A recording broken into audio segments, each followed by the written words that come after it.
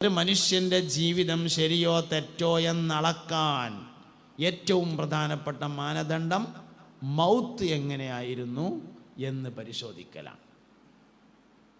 ഹദീസിലുണ്ടല്ലോ, ഉദ്കുറു മഹാസിന മൗത്താക്കും, നിങ്ങളിൽ നിന്ന് മരണപ്പെട്ടവരുടെ ഗുണഗണങ്ങൾ നിങ്ങൾ പറയണേ. അതിന് രണ്ടർത്ഥമുണ്ട്. ഒന്ന് ഗുണമാണ് പറയേണ്ടത്, അല്ലാത്തത് മരിച്ചവരെ പറ്റി പറയാൻ പാടില്ല, ഇതാണ് ഒരർത്ഥം. രണ്ടാമത്തെ ഒരർത്ഥമുണ്ട്, മരിച്ചോരെയാണ് പറയേണ്ടത്, ജീവിച്ചിരിക്കുന്നവരെ പറയാൻ പറ്റൂല. ജീവിച്ചിരിക്കുന്ന ആളുകളെ മദ്ഹ് ചെയ്യൽ ഗുണമുള്ള കാര്യമല്ല, അത് ആരെയാണെങ്കിലും ശരി. അതേ സമയത്ത് മരിച്ചവരെയാണ് പറയേണ്ടത്. എന്താ മരിച്ചോരെ പറയാൻ കാരണം?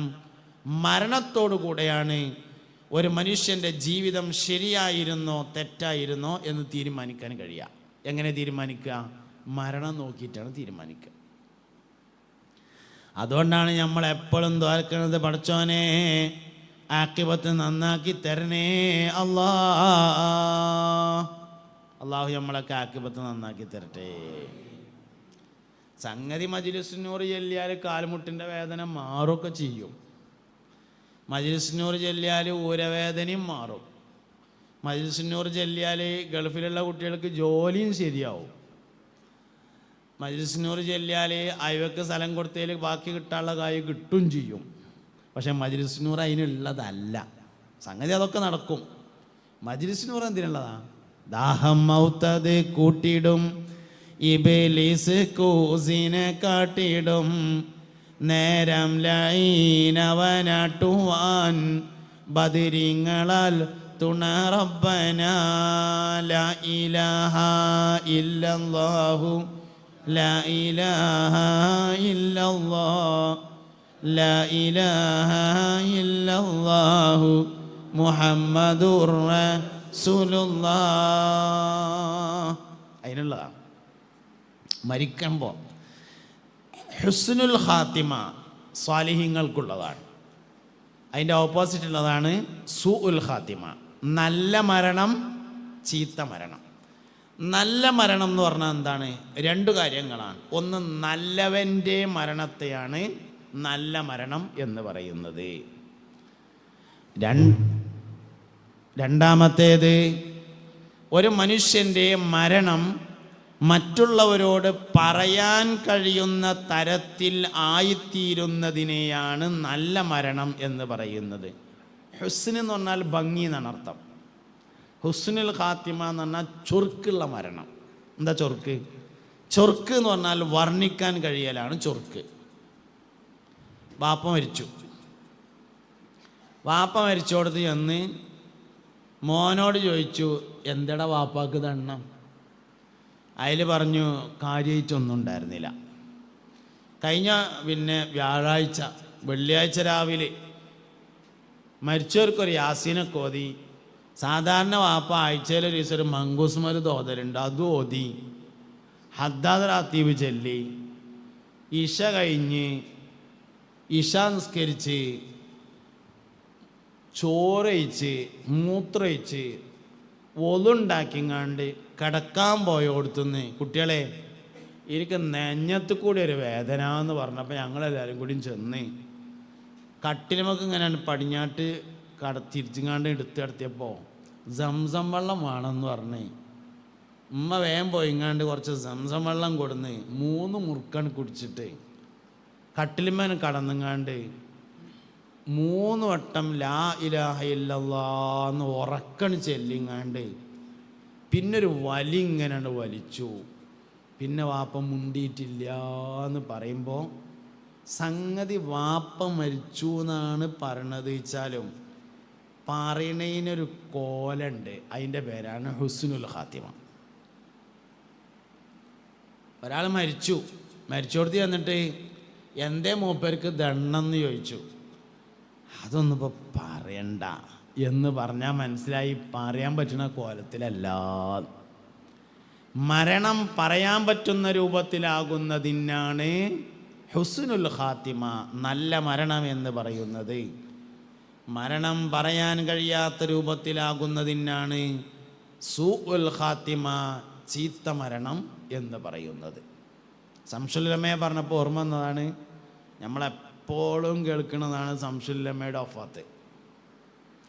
അള്ളാഹു അവരുടെ എല്ലാം കൂടെ നമ്മുടെ സ്വർഗത്തിൽ ഒരുമിച്ച് കൂട്ടിത്തരട്ടെ. സ്വാലിഹീങ്ങളെ പിന്തുടരാനാണ് സ്വലാഹിയത്തിലേക്കുള്ള എളുപ്പവഴി. നല്ലവരെ തുടർന്നാൽ നന്നാവും, ചീത്തവരെ തുടർന്നാൽ കേടുവരും. ഇന്നമാ മസലുൽ ജലീസി സ്വാലിഹി വസ്സുഇ കഹാമിലിൽ മിസ്കി വനാഫിഖിൽ കിരി. ഹബീബുനാ റസൂലുള്ളാഹി നല്ല കൂട്ടുകാരൻ്റെയും ചീത്ത കൂട്ടുകാരൻ്റെയും ഉദാഹരണം റിയാദുസ് സ്വാലിഹിൽ ഹദീസാണ്.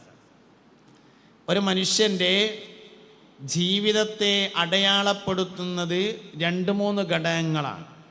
ഒന്ന് ഭാര്യയ്ക്ക് ഭർത്താവ്, ഭർത്താവിന് ഭാര്യ. 2 ഒരു മനുഷ്യൻ്റെ കൂട്ടുകാർ.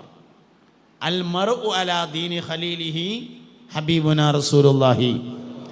മനുഷ്യൻ അവൻ്റെ കൂട്ടുകാരൻ്റെ മതത്തിലായിരിക്കുമെന്ന് മുത്തുനബി സ്വല്ലല്ലാഹു. ഒരു മനുഷ്യനെ കുറിച്ച് അന്വേഷിക്കുമ്പോൾ കൂട്ടുകാരനെ അന്വേഷിക്കും. ഇപ്പം നമ്മളെ മോൾക്കൊരു കല്യാണം അന്വേഷിക്കാമെന്ന് വിചാരിക്കുക. ഏകദേശം പറ്റാവുന്നൊരു കല്യാണം വന്നാൽ ഔദ്യോഗിക അന്വേഷണത്തിന് മുമ്പ് നമ്മൾ അസർ നിസ്കരിക്കാൻ പോലെ പെരൻ്റെ അടുത്തുള്ള നിസ്കാര പള്ളിയേക്കൊന്ന് പോകും, ആരും അറിയാതെ മോട്ടോർ സൈക്കിളിൽ. എന്നിട്ട് അവിടുന്ന് അസർ നിസ്കാരം കഴിഞ്ഞിട്ട് ഇറങ്ങുമ്പോൾ പള്ളീൻ്റെ അടുത്തുള്ളൊരു ചായപ്പീടി ഉണ്ടാവും. അവിടെ കയറിയിട്ട് മധുരമില്ലാത്തൊരു ചായയും മധുരമുള്ളൊരു കടിയൊക്കെ പറഞ്ഞിട്ട് ഇങ്ങനെ ഇരിക്കും. അപ്പോൾ അവിടെ അങ്ങനെ ചായ കുടിച്ചിരിക്കണ കുറേ ആൾക്കാരുണ്ടാവും. അവരോട് ചോദിക്കും, നമ്മൾ അബ്ദുറഹ്മാൻ ഹാജിയുടെ മൂത്ത മകൻ സുലൈമാനെ പറ്റി എന്താ അഭിപ്രായം എന്ന് ചോദിക്കുമ്പോൾ ഓല് പറയും, ചെറുക്കനൊന്നും തിരക്കടില്ല, നല്ല ചെറുക്കനാണ്, കുടുംബം നോക്കാനൊക്കെ പറ്റുവനാണ്, നല്ല അധ്വാനിക്കും. ഓൻ്റെ ചെങ്ങായിമാരൊന്നും ഒരു ബൗസില്ല എന്ന് പറഞ്ഞാൽ മനസ്സിലായി സുലൈമാനും ബൗസില്ലാന്ന്. അൽമർഉ അലാ ദീനി ഖലീലിഹി, മനുഷ്യൻ അവൻ്റെ കൂട്ടുകാരൻ്റെ മതത്തിലായിരിക്കുമെന്ന് മുഹമ്മദ് നബി സല്ലല്ലാഹു അലൈഹി വസല്ലം പറഞ്ഞിട്ടുണ്ട്. ഇവിടെയാണ് ഒരു മനുഷ്യൻ്റെ കൂട്ടുകെട്ട് ആരോടായിരിക്കണം എന്നതിനെ മനസ്സിലാക്കേണ്ടത്. സ്വാലിഹീങ്ങളോടുള്ള കൂട്ടുകെട്ട് സ്വലാഹിയത്തിലേക്കുള്ളതാണ്. അതൊക്കെയാണ് നമ്മൾ സമസ്തൻ്റെ പ്രത്യേകത എന്ന് പറയുന്നത്. ശംസുലുലമയെ പറ്റി പറയുകയാണ് ഞാൻ. ശംസുലുലമയോടുള്ള ബന്ധം നമ്മളെ സ്വാലിഹീങ്ങളിലേക്ക് ചേർക്കും, അതുറപ്പാണ്. കാരണം സ്വാലിഹീങ്ങളുടെ തെളിവ് മൗത്താണ് എന്ന് ഞാൻ പറഞ്ഞു. അത് നമ്മൾക്ക് സമസ്തയുടെ ഖാദിമീങ്ങളൊക്കെ പരിശോധിച്ചാൽ കാണാൻ പറ്റും. മരിക്കണ സമയത്ത് ഒരു ലാ ഇലാഹ ഇല്ലല്ലാഹ് എല്ലാനാണല്ലോ നമ്മൾ അധ്വാനിക്കണത്. മരിക്കുമ്പോൾ 1000 ലാ ഇലാഹ ഇല്ലല്ലാഹ് എല്ലി സമസ്തയുടെ പ്രസിഡൻ്റായിരുന്ന ആനക്കര കോയക്കുട്ടി മുസ്ലിയാർ, അള്ളാഹു അവരുടെ ദർജ ഉയർത്തി കൊടുക്കട്ടെ, അങ്ങനത്തെ ആൾക്കാർ. അപ്പോൾ അതുകൊണ്ട് സ്വാലിഹീങ്ങളുമായിട്ടുള്ള ബന്ധത്തെ എപ്പോഴും കൽബിൽ ഇങ്ങനെ കൊണ്ടടക്കണം. എല്ലാവരും പറയണത് കേൾക്കാൻ നിൽക്കരുത്. നല്ലവൻ ഉപദേശിക്കുന്നതാണ് നല്ല ഉപദേശം. അതായത് സുന്നത്ത് ജമാഅത്തിൻ്റെ ആളുകൾക്കൊരു പ്രത്യേകത ഉണ്ട്. എന്ത് പറഞ്ഞു എന്നതിനേക്കാൾ ആര് പറഞ്ഞു എന്നതാണ് നോക്കൽ പതിവുള്ളത്. അടുത്ത കാലത്തായിട്ട് അതിൽ ഒരുപാട് മാറ്റം വന്നിട്ടുണ്ട്. ഷാഫി ഇമാം റളിയല്ലാഹു അൻഹു പറഞ്ഞാന്ന് പറഞ്ഞാൽ നമ്മളെ മുൻഗാമികൾ തീരുമാനിച്ചത് എന്നാൽ പിന്നെ അതേക്കാരം ശരി, കാരണം ഷാഫി ഇമാം പറഞ്ഞാണല്ലോ. പുതിയ തലമുറ അങ്ങനെയല്ല ചിന്തിക്കുന്നത്. അതിപ്പോൾ ശരിയായിക്കോളണമെന്നൊന്നുമില്ല. ഈ ഹദീസ് മൂപ്പർക്ക് കിട്ടിയിട്ടുണ്ടാവില്ല എന്നാ. ഇവനെ ഏതോ ഹദീസ് നൂലും ഇറങ്ങിയ മാതിരിണ്ട് പറഞ്ഞു കേട്ടാൽ. 10 ലക്ഷം ഹദീസുകൾ ഹിഫ്ദുള്ള ആളുകൾക്കാണ് ഹുജ്ജത്ത് എന്ന് പറയുന്നത്. 1000 ഹദീസ് ഹിഫ്ദുള്ള ആളുകൾക്കാണ് ഹാഫിൽ എന്ന് പറയുന്നത്. ബഹുമാനപ്പെട്ട ഇമാം ഷാഫി റളിയല്ലാഹു അൻഹു ഹുജ്ജത്താണ്. 1-2 ഹദീസല്ലത്, സനദ് ഉൾപ്പെടെയാണ്. സനദിൽ വന്ന ഓരോ ആളുകളുടെയും താരീഖ് ഉൾപ്പെടെയാണ്. അങ്ങനെയാണ് ഈ 10 ലക്ഷം ആവലെന്നെ അങ്ങനെയാണ്. 10 ലക്ഷം ഹദീസ് എന്ന് പറഞ്ഞാൽ ഒരു ഹദീസും ആ ഹദീസിൻ്റെ കുറേ അനുബന്ധം ഉണ്ടാവും. ഇപ്പം ഇന്നമൽ അഅ്മാലു ബിന്നിയ്യാത്ത് നമ്മളെല്ലാവരും റിയാദുസ് സ്വാലിഹീനിൽ ഓതിയ ഹദീസാണ്. ഒന്നാമത്തെ റിയാദുസ് സ്വാലിഹീനിലെ ആദ്യത്തെ പാഠത്തിൽ തന്നെയുള്ള ഒന്നാമത്തെ ഹദീസാണ് ഇന്നമൽ അഅ്മാലു ബിന്നിയ്യാത്ത്. ഈ ഹദീസിന് കുറേ അനുബന്ധങ്ങളുണ്ട്. ഒന്ന്, ഈ ഹദീസ് അതിൻ്റെ ഒരു ബാക്കിയുണ്ട്. ഇന്നമാ ലിക്കുല്ലി ഇംറിഇൻ മാ നവാ ഫമൻ കാനത് ഹിജ്റതുഹു ഇലല്ലാഹി വറസൂലിഹി ഫഹിജ്റതുഹു ഇലല്ലാഹി വറസൂലിഹി വമൻ കാനത് ഹിജ്റതുഹു ഇലാ ദുനിയാ യുസീബുഹാ ഔ ഇംറാത്തിൻ യൻകിഹുഹാ ഫൈജറത്തു ഇലാ മാ ഹാജറ ഇലൈ. രണ്ടാമത്, ഈ ഹദീസിന് ഒരു അനുബന്ധ വിശദീകരണം ഉണ്ടാവും. ഈ ഹദീസിനെ അടിസ്ഥാനപ്പെടുത്തി സ്വഹാബത്തിൻ്റെ പ്രവർത്തനങ്ങൾ, അതും ഹദീസാണ്. പിന്നെ ഈ ഹദീസിൻ്റെ മായനയായി മനസ്സിലാക്കിയിട്ടുള്ള സ്വഹാബത്തിൻ്റെ സംസാരങ്ങളുണ്ട്, അതും ഈ ഹദീസിൻ്റെ പട്ടികയിലാണ് ഉൾക്കൊള്ളുന്നത്. അങ്ങനെ ഓരോ ഹദീസുകൾക്കും ഒരുപാട് അനുബന്ധങ്ങൾ ഉണ്ടായിരിക്കും. ആ അനുബന്ധങ്ങളെല്ലാം ചേർന്ന് വരുമ്പോൾ അതൊരു വലിയ സംഭവമായിട്ട് മാറും. അതെല്ലാം ഹിഫ്ളാണ് എന്നാണ് ഷാഫി ഉമർ റളിയല്ലാഹുവിനെ കുറിച്ച് പറയണത്. അതുകൊണ്ട് നമ്മൾ എന്ത് പറഞ്ഞു എന്ന് നോക്കുന്നതിനേക്കാൾ ആര് പറഞ്ഞു എന്ന് നോക്കുന്ന ഒരു രീതിയാണ് പഴയ കാലത്തുള്ളത്. സൈനുദ്ദീൻ മഖ്ദൂം റളിയല്ലാഹുവിന് പറഞ്ഞതാണ് എന്ന് പറഞ്ഞാൽ നമ്മളെ പഴമക്കാരായ ആളുകൾ എന്നാൽ പിന്നെ അതേക്കാരം ശരി, നമുക്ക് മനസ്സിലാകായിട്ടേക്കാരം എന്നാണ് വെച്ചിരുന്നത്.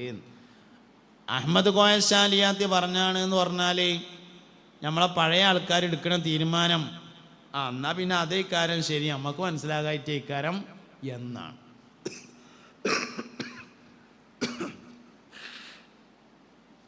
അതേസമയത്ത് പുതിയ കാലം മാറി, ആര് പറഞ്ഞു എന്നുള്ളതിന് ഒരു നോട്ടുമില്ല. നമുക്ക് പറ്റിയത് പറഞ്ഞോ, ഓക്കെ. അങ്ങനെ എന്ത് പറഞ്ഞു എന്ന് നോക്കുന്ന ഒരു രീതിയിലേക്ക് പുതിയ കാലഘട്ടം മാറിയിട്ടുണ്ട്. നമ്മൾ ആ പഴയ രീതിയിൽ തന്നെ പോകണം. അതാണ് ദീനുൽ ഇസ്ലാമിൻ്റെ ശരിയായ രീതി. അതിനെയാണ് നമ്മൾ ആധികാരികത എന്ന് പറയുന്നത്. ഇപ്പോൾ പരിശുദ്ധ ഖുർആനിൽ മുസാഫ് ഇങ്ങനെ മറിച്ചാൽ ഫാത്തിഹ കഴിഞ്ഞിട്ട് നമ്മൾ അലിഫ് ലാം മീം എന്ന് ഓതും. ശരിക്കും ഇപ്പം അത് അലമ അങ്ങനെ ഓതാലോ, അലിമ അങ്ങനെ ഓതാലോ. പിന്നെന്താ നമ്മൾ അലിഫ് ലാം മീം എന്ന് ഓതുന്നത്? അത് മൊല്ലാക്ക അങ്ങനെ ഓതിയത്. മൊല്ലാക്കാക്ക് തെറ്റൂല. കാരണം എന്ത്? മൊല്ലാക്കാൻ്റെ മൊല്ലാക്കാക്ക് തെറ്റൂല. അതുകൊണ്ട് ആ മൊല്ലാക്കാക്ക് തെറ്റൂല. എന്തുകൊണ്ട്? അതിൻ്റെ മേലത്തെ മൊല്ലാക്കാക്ക് തെറ്റൂല. അതുകൊണ്ട് മഖ്ദൂം തങ്ങൾക്ക് തെറ്റൂല. എന്തുകൊണ്ട്? ഇബ്നു ഹജറുൽ ഹൈതമിക്ക് തെറ്റൂല. അതുകൊണ്ട് ഇബ്നു ഹജറുൽ ഹൈതമിക്ക് തെറ്റൂല. എന്തുകൊണ്ട്? നവവി ഇമാമിന് തെറ്റൂല.